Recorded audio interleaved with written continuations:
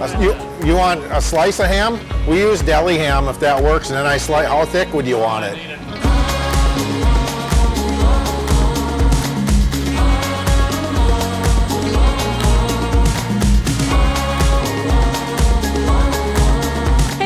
It's Sarah Hand. I am in Vergas, Minnesota, and today we're going to talk with a family who brought back life into the small town of Vergas, Minnesota. In 2016, their local grocery store shut down, but with a little bit of passion and innovation, this family is bringing back the heart of Vergas.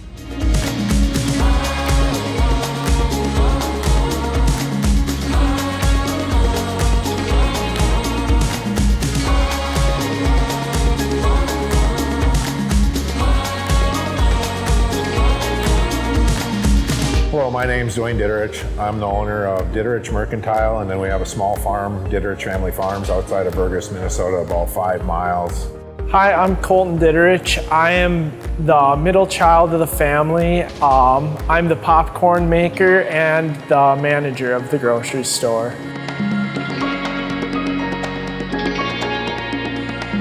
We started farming in 2007.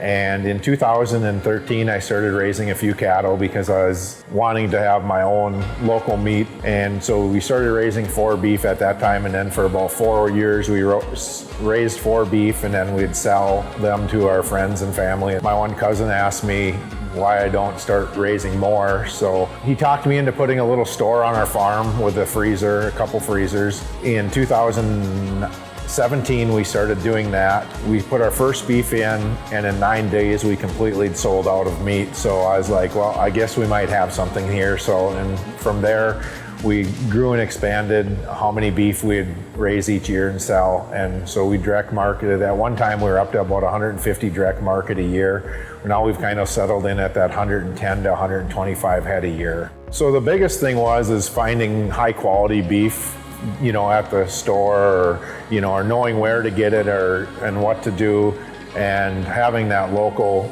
beef available is, you know, important. And I like to know where my food kind of comes from. And there's smaller processors that offer, you know, very high quality beef, but a lot of stores don't carry that. They just want to carry whatever's the cheapest, and that's not necessarily what I was looking for. I was looking more for quality. So my passion was to get good genetics that I buy a lot of calves from my best friend out in North Dakota, and then a couple local people who have certified Angus ranches. The whole idea was to make sure you have a good product at a fair price.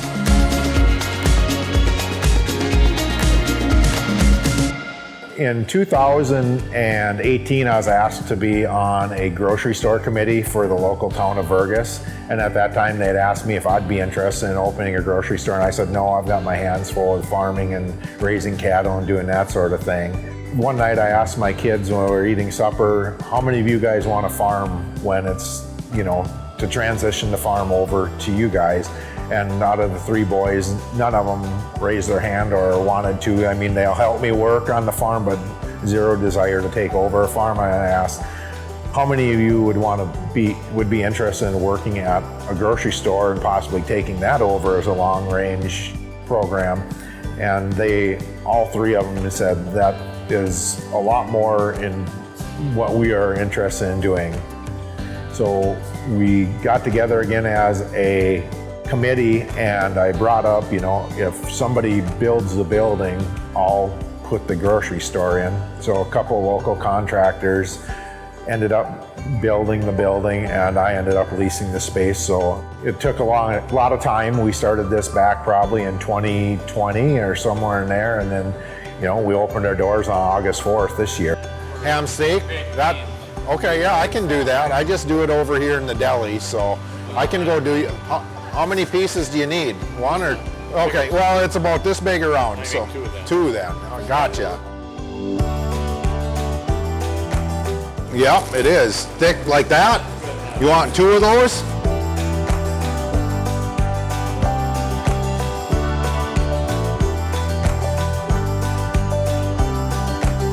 But then all you guys are going to pack up and leave me for about 6 months. Then a couple of the things that we added in that we thought would be unique is we added a full commercial kitchen, and then a meat counter and a deli counter, and then we also did popcorn and cotton candy area, which has proven to be probably the biggest hit of the grocery store so far. One of the things that when we started the grocery store that we wanted to do is help promote local products, and the reason why is the local people help make our farm successful by buying our meats and products out on our farm. And I thought, you know, a lot of these people who have local unique products, they need an outlet other than a craft show or a farmer's market every day where they have exposure every day. So we brought in a lot of local products. A lot of people will say, I can't believe how many local products you have. We just think this is great. And I'm like, that's exactly what I want to hear, because those local people now have an outlet 365 days a year to sell their product. It gives you the feeling of, you know, being connected to a community too, when you're buying a product from your neighbor that you really didn't even know you could get before, because if the product was at a farmer's market and you don't go to the farmer's market, well, you're never going to see it. So this opens the door for people to buy unique products also.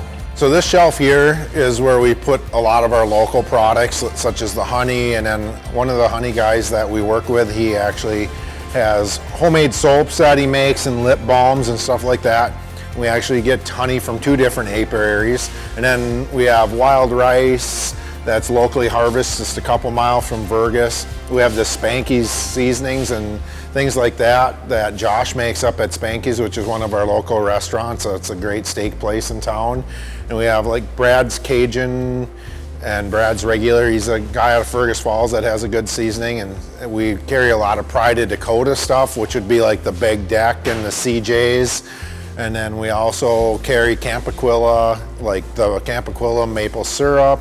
And we also feature our popcorn here and our cotton candy over on the other rack there, which when we started, I knew we'd sell a little bit of popcorn, but it ended up being probably our #1 selling item, which that is not what I expected at all, but we'll run with that and make it work. Then we make a few shirts, like one of the shirts we have is "What You Smokin'," people like that, and we've got a few new ones that we're going to be releasing. And then back here we have our popcorn station. Basically, this is where the popcorn and cotton candy get made. Colton's kind of the popcorn guru. He's the one that has the recipes and the knowledge. Then his brother Hunter comes in and helps him. Like this week we'll be making a lot of popcorn for the open house.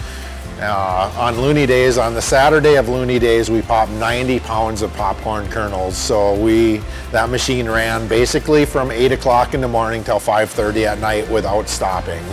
So yeah, everyone would walk in and go, "Boy, it smells like popcorn in here." And like, yeah, it sure does.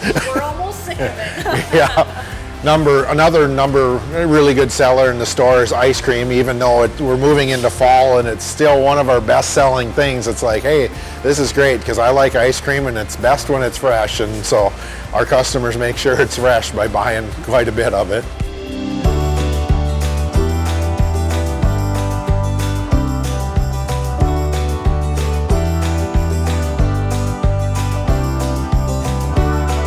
The reason I wanted to do something like this is our little community needed a grocery store. We had lost our grocery store in 2016, and the drive for our town to move to the next level of bringing people who want to, either younger folks or retired people, younger people with kids or some retired people. One of the limiting factors in a survey was that there was no grocery store and nowhere to buy goods, groceries and meat and things like that. So having that available makes me feel happy, and it gives me hope for our town that we are going to continue to grow, and we live in such a beautiful area and we have a great tourism industry. So it just kind of ties the whole town together, and that's what drives me to do a good job and have everything that we can to make those people happy.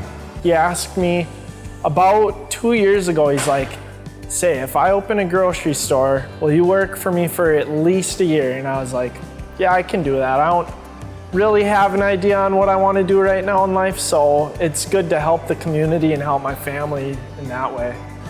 So we ended up opening about August 4th, which is a week before our biggest event of our town, which is Looney Days. So we were kind of thrown under the bridge immediately to figure out if we knew what we were doing or not. And I think we made it, so that's a good thing. And during the week, there's definitely a taper. You know, Monday through Thursday, there's a lot less people around. But on so far the weekends, it's been, you know, very good. The lake people, we've had beautiful weekends. They keep coming. We have all kinds of cool events this fall. So people are like, you're going to be bored come the 1st of September. And I think I might get bored about the 15th of January instead, which is great because as a new business, you love events in your town.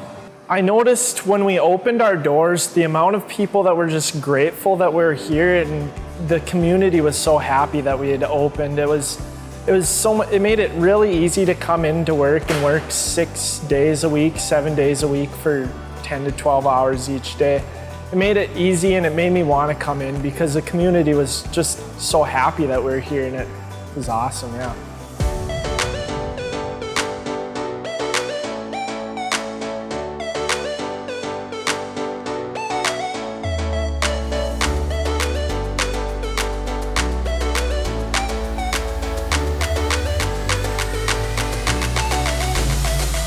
Worked at a candy shop in Perham for about 2 years, and they made gourmet popcorn there too. And my dad asked if it was something that we'd want to have in the grocery store, and I said, if there's space for it, it would be cool to have it because it's a pretty unique thing for the area. It's really fun to come up with new flavor ideas. There's so many different flavorings we can do and different combinations of flavors that we can do, and it's fun to experiment and see what you end up with. Favorite flavor that we do is probably the Oreo popcorn. It sounds a little weird, but it's so good, it's addicting. Well, they say they can't keep popcorn on the shelves, and I'm gonna help them out with that. Oh, Parmesan garlic it is. So once we opened our doors, then also a new bakery opened their doors in the same building as where we are. And so it really opened the town up and, you know, it seems to have brought even more people to our crazy little town. It's always busy and on the weekends and exciting. You know, we have great businesses. We've got Billy's and the Loon's Nest and the hardware store and multiple other businesses I know I'm gonna forget to mention, but hey, Vergas is all about Main Street and getting people to town and having a place for people to come and enjoy. And it's really brought the community together. I'd like to see it just continue to keep its reputation. If anything, continue to get better. I want to be able to help my dad keep it running as smoothly as he can, do the stuff that he doesn't necessarily have time to do so that he can go and cater for people and do stuff like that. Well, there you have it. That is a phenomenal story from the Ditterich family. From farm to grocery store to your table. If they don't have it, they will find it for you. This popcorn, I'm telling you, it is pretty bomb. I helped them take it off the shelf today. And if you're ever in Vergas, Minnesota, please stop by. They would love to see you. Don't forget to hit that like and subscribe button. And the question for this week's video, what is your favorite thing to shop locally for?